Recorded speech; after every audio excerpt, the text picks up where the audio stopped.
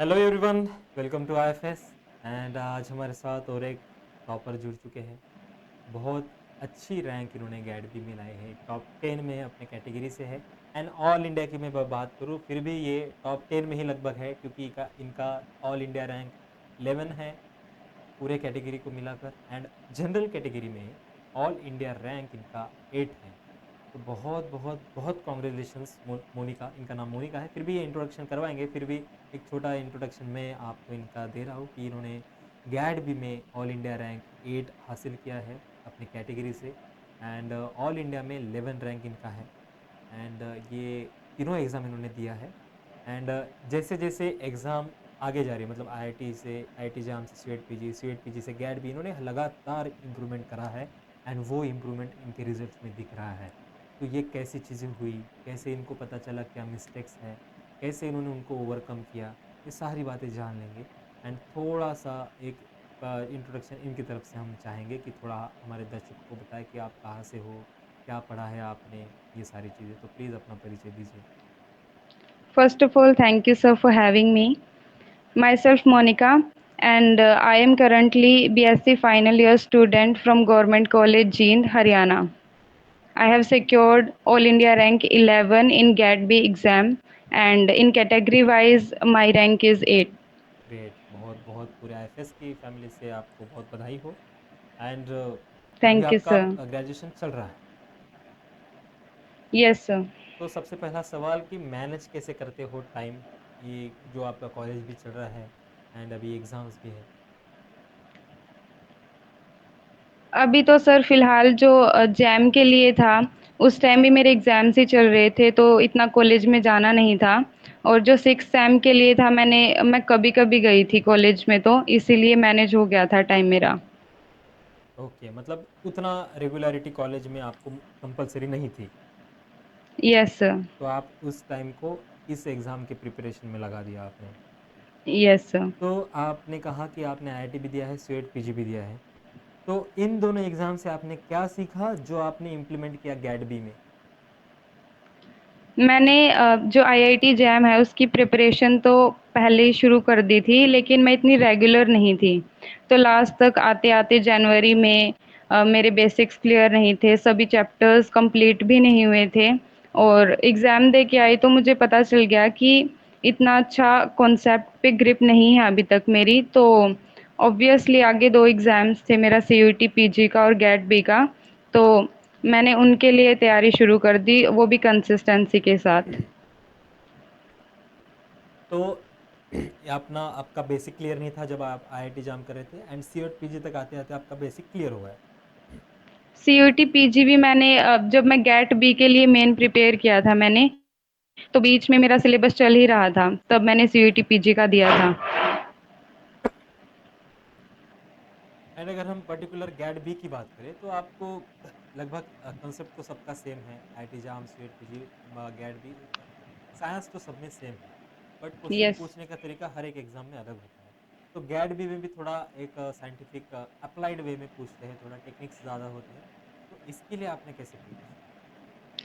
जो यही यहाँ से ही मैंने आईएफएस के जो लेक्चर्स हैं वो लिए थे, क्योंकि जैम के लिए और सीयूईटी पीजी के लिए मैंने टेक्निक्स नहीं पढ़ी थी, वो मुझे बिल्कुल नहीं आती थी। और जो इसका बहुत मेजर पार्ट है और क्वेश्चंस के अंदर टेक्निक्स का पार्ट बहुत ज़्यादा बिल्कुल आता है। बिल्कुल। तो फिर मैंने वहाँ से टेक्निक्स की, और ज़्यादातर मैंने अपनी जो प्रैक्टिस सेशंस हैं जो आपके ऑनलाइन हैं वो किए थे। ओके, मतलब सिर्फ और सिर्फ आपने ज़्यादातर क्वेश्चन प्रैक्टिस पे ही ध्यान दिया था, एंड कुछ मेथड जो हुँ। आपको पता नहीं थी वो पढ़ लिया आपने। क्योंकि टाइम बहुत कम था, जो मेन पार्ट था, जो सबसे ज़्यादा वेटेज के जो टॉपिक्स थे वो किए थे मैंने कवर, क्योंकि इतना ज़्यादा टाइम नहीं था मेरे पास फिर लास्ट मंथ में। कैसे किया आपने वो कवर? यूट्यूब से ही? यूट्यूब से ही किया था, और फिर बाद में जो आपकी सीरीज़ है, टेस्ट सीरीज़, वो जॉइन कर ली थी। गैट बी के 1 रुपीज़ से टेस्ट सीरीज? हाँ, ₹1 वाली। तो फिर कितना फ़ायदा हुआ इससे? उससे फिर सर ये है कि जो प्रैक्टिस सेशंस है मेरे हिसाब से तो वो बहुत ज़्यादा बेनिफिशियल हैं, क्योंकि कई बार क्या है कि आपने टॉपिक भी नहीं पढ़ा है और जब प्रैक्टिस सेशन में टीचर्स वो समझाते हैं, टॉपिक को साथ में ही कवर कर देते हैं, तो आपको थोड़ा बहुत आइडिया हो जाता है उस टॉपिक के बारे में और अगर बाय चांस वहाँ से कुछ क्वेश्चन आए तो आप अटेम्प्ट कर सकते हो वहाँ से। Right, great. एंड सपोज़ कुछ क्वेश्चन आपके गलत हो जाते थे, तो तब हुँ। कैसा फ़ील होता था कि अभी इतना टाइम कम है, फिर भी मेरे क्वेश्चन गलत हो रहे हैं, तो ऐसा कुछ फ़ीलिंग आ रहा था कि अब अच्छा नहीं होगा एग्ज़ाम वगैरह?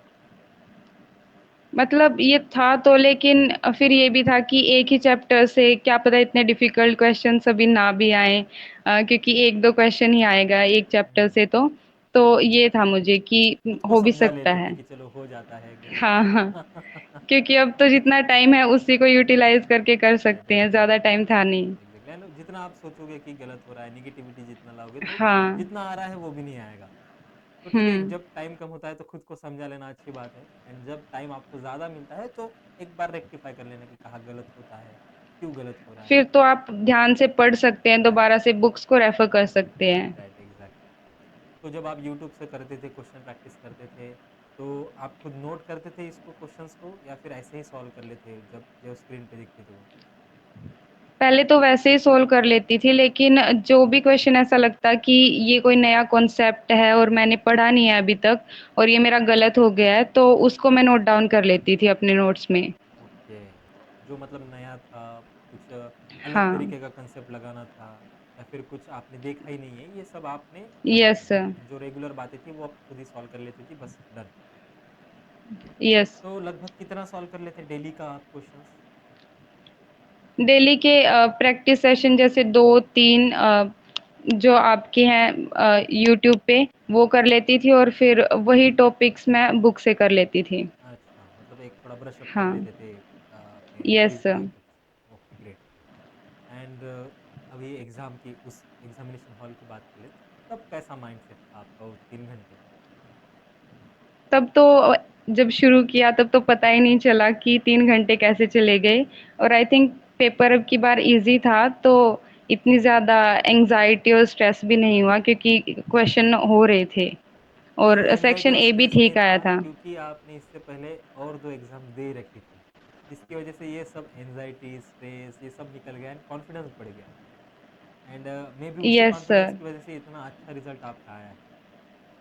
हुँ। एंड वी कैन से कि अगर अ, अगर आप एंग्ज़ायटी ना लें, पैनिक ना लें तो 10-20% मार्क आपके वहीं पे बढ़ जाते। यस तो क्योंकि एकदम जैसे जो सेक्शन ए के क्वेश्चंस थे वो सारे तो पढ़ नहीं सकते थे कई बार यस, आपको वहीं पे दिमाग लगा के करने होते हैं यस, तो उसमें स्ट्रेस लोगे तो शायद वो क्वेश्चंस भी ना हो हाँ। अगर उनको आप बार बार देखते रहो तो आपको कोई ना कोई कंसेप्ट तो ध्यान में आएगा और ऐसे मेरे बहुत सारे क्वेश्चन ठीक हो गए थे। एग्ज़ैक्टली, एग्ज़ैक्टली क्योंकि कुछ-कुछ बातें लॉजिकल रीज़निंग से ही करनी पड़ती हैं, है ना? तो अगर यस। आप स्ट्रेस लोगे, कुछ पैनिक हो जाओगे तो लॉजिक लगेगा ही नहीं।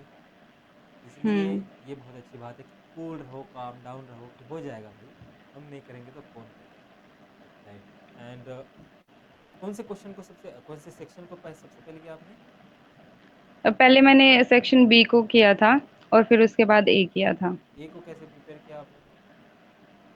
अ, पहले तो मैंने जैम के लिए ही पढ़ा था हुँ, और फिर जैसे मैंने पीवाईक्यूज़ देखे उसके गेट बी के तो उससे पता चला कि इतना जो मैथ्स है वो 12th 11th के जो हाँ, एनसीईआरटी है वहाँ से नहीं वहाँ से। आता लेकिन बेसिक मैथ आता है। हाँ, तो फिर उसका ऐसे नॉर्मल से ही पढ़ लिया था और वहाँ पे जो आता था वो कंसेप्ट लगा लिए थे वहाँ से तो। ग्रेट, ग्रेट एंड कुछ याद है कि कितने-कितने अटेम्प्ट किए थे बी और ए में? ए में मेरे 40 ठीक थे आई थिंक मैंने 45 या 50 किए थे और जो सेक्शन बी है उसमें मैंने 60 के 60 अटेम्प्ट किए थे लेकिन उसमें से मेरे 4 या 5 गलत हो गए थे। वॉव!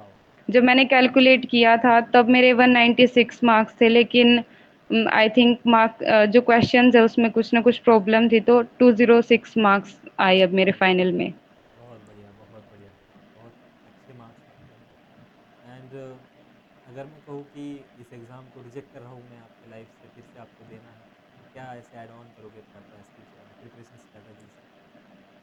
आई थिंक मैं थोड़ा और पहले से स्टार्ट करूँगी बिकॉज़ उससे फिर आपको इन डेप्थ नॉलेज हो जाती है और आपको टाइम भी आराम से मिल जाता है इसलिए और कंसिस्टेंसी के साथ। ग्रेट, बहुत बढ़िया। एंड लास्टली जो चीज़ें मैंने नहीं पूछी, कुछ आप अपने तरफ से बताना चाहोगे हमारे दर्शकों को?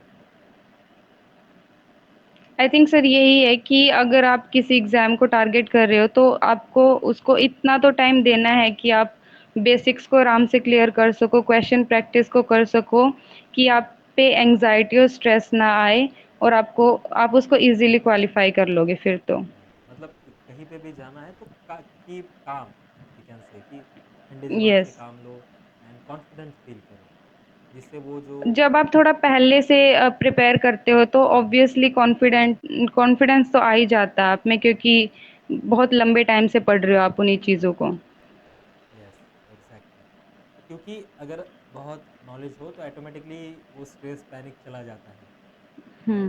एग्जैक्टली। एंड मॉक टेस्ट के क्या फ़ायदे होते हैं? सर आपको मतलब जब आप पेपर में बैठते हो तो आपको ऐसा नहीं लगता कि इतने सारे क्वेश्चन मैं कैसे सोल्व करूँ एकदम या फिर 3 घंटे कैसे एग्ज़ाम में बैठना होता है, तो वो चीज़ें हैं जो वो सही हो जाती हैं मॉक टेस्ट देने से, तो वी आई कैन से कि थिंक। टाइम मैनेजमेंट आपको आ जाता है कि टाइम मैनेजमेंट भी आ जाता है। राइट, ग्रेट, ग्रेट, बहुत बढ़िया, बहुत अच्छा लगा आपसे बात करके। एंड क्या thank you future sir. Plan क्या है आपके, क्या करना चाहोगे आगे? अभी तो एमएससी करनी है मुझको किसी अच्छे कॉलेज से और फिर आगे अभी मैंने प्लान नहीं किया है कि पीएचडी करनी है या नहीं कि करनी है। इंडस्ट्री में जाना है, ये अभी अभी तक अनप्लान्ड है। Yes sir. पहले आराम से 2 साल मास्टर्स कर लेंगे, बाद में सोचेंगे भाई क्या करना है। क्योंकि सर अभी मेरा रिसर्च में इतना एक्सपोज़र नहीं है लैब वर्क में, हम्म, तो आई थिंक अगर आपका इतना एक्सपोज़र है नहीं तो पीएचडी के लिए कन्फर्म करना तो इतना बेटर नहीं रहता है। राइट, पहले आपको बिल्कुल, कॉन्फिडेंस होना चाहिए कि आप रिसर्च वर्क के लिए हो, एग्जैक्टली, इसलिए। एग्जैक्टली, बहुत बहुत क्लियर विजन है आपके। And all the very best, all the very best for your bright future. And thank you बहुत सर। आगे जाओगे आप, all the best, okay. Thank you sir.